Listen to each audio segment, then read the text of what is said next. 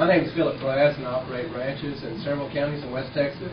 I raise cattle, sheep, exotic deer, and antelope. I currently serve as the president of the North American Hair Sheep Association. I serve on the boards of the Lamb Marketing Specialties Co-op and the Exotic Wildlife Association. I'm also an active member of many other livestock organizations. I believe that animal health is extremely important and want to work with others to meet our goals of having the healthiest animals possible.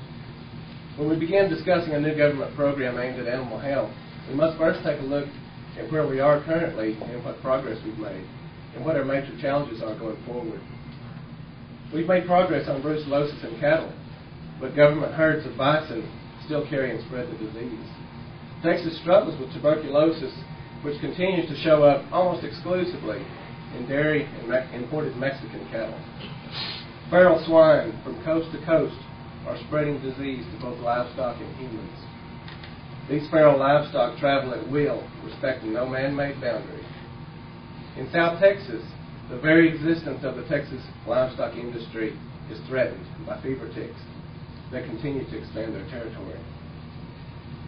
I do not see a single program as the answer to these problems. Rather, it is the will of those in power to actually do something about these aforementioned disease issues. Do those in the highest levels of government have the will to fight fever ticks? I've been told that some of those on the ground do not have the will to do what it takes each day to find ticks, test cattle, and make progress. Does anyone in Washington, D.C. understand the disease issues with feral swine?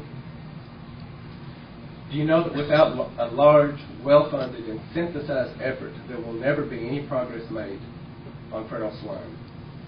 Does anyone remember the California spinach that was contaminated with E. coli and made headlines daily? The E. coli came from feral swine, and people died from it. I don't believe we're going to ear tag and test buffalo and feral hogs in order to eradicate disease. However, we already mandate ID for dairy cattle, which are handled daily, and we still can't stop TB. What good is national ID if TB-infected cattle are allowed to enter our country from Mexico? Most people I associate with believe that national ID is a flawed program and should remain voluntary. We're not highly concerned with ear tagging of livestock, since we're already mandated to do so with our sheep and goats in the scrapie program. It's other aspects of the ID program, such as mandatory reporting to the federal government of animal movements, that we're opposed to.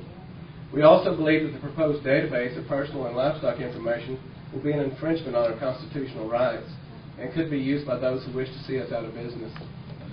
Speaking of out of business, with all the many challenges animal agriculture faces today, an overbearing program such as the National Animal ID system will be the end of many in this business. I don't believe we need a mandatory ID program to accomplish what those in state and federal government should already be able to accomplish if they have the will to do so.